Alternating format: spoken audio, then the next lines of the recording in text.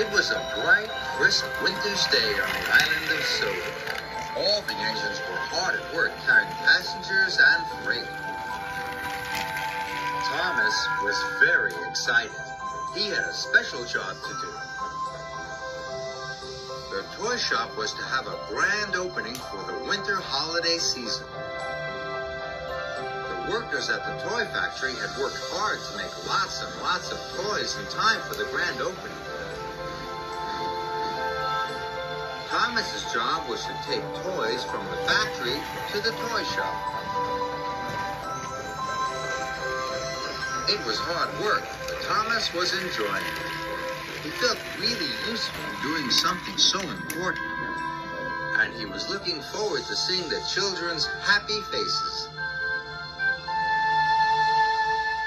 On the day of the grand opening, Sir Topham Hatt came to Tidmouth Sheds. "A new machine for the toy factory has arrived," he said. "Henry, I want you to pick it up from Brendam Docks and take it to the factory as soon as possible. And while you are there," he added, "you can take the last load of toys from the factory to the toy shop." Thomas was disappointed. He thought that was his job. Maybe he could pick the children up after school and take them to the grand opening. But Sir Topham Hatt gave that job to Emily. "You ought to do other jobs today," he told Thomas.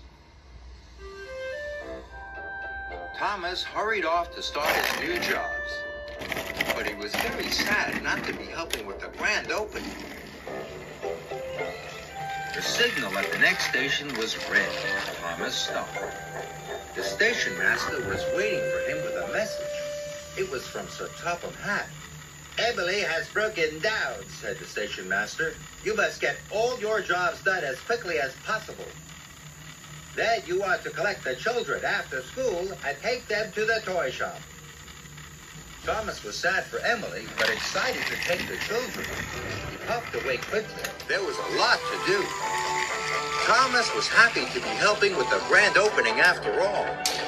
He almost burst his boiler as he puffed around the island. At last, Thomas finished his jobs. He picked up Annie and Clarabelle and steamed off to collect the children. Thomas puffed through the docks. He was surprised to see Henry was still there. Then Thomas saw that Henry was trapped by a large crate. "What happened, Cranky?" asked Thomas. "That crate slipped off my hook," snapped Cranky crankily. Thomas was worried. Henry still had to collect the last load of toys from the factory for the toy shop. What if the toys arrive late for the grand opening, wished Thomas. The children will be very disappointed. "I'll go as soon as the line's clear," puffed Henry. "I know," puffed Thomas excitedly. "I can collect the toys from the factory. Then I'll pick up the children." "You won't be able to pull all the cars of toys as well as Addie and Clarabelle," said Henry. "Don't worry," Thomas whistled. "I can do it." And he puffed quickly away.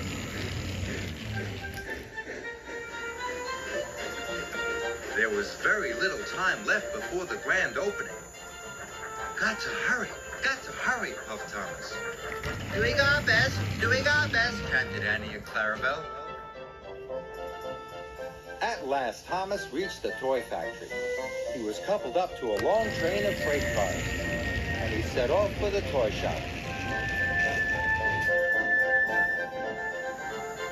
Thomas had been working hard all day, and he wasn't used to pulling such a heavy load.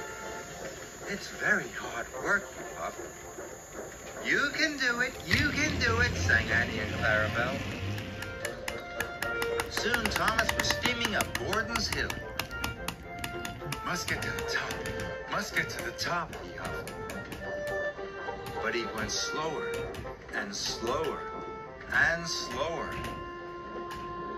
until eventually he stopped altogether. "I have to go on," wished Thomas, but he wasn't strong enough. The train started to pull Thomas backwards down the hill. He applied his brakes, but it didn't help. He slid all the way to the bottom. Thomas was very upset. "I've let everyone down," he puffed sadly, "especially the children." Just then, he heard another engine coming. It was Henry. The workmen had cleared the line at the docks. "What's the matter, Thomas?" Henry asked. Thomas told him. "You were right, Henry," he said unhappily. "This load was too heavy for me. I should have listened to you.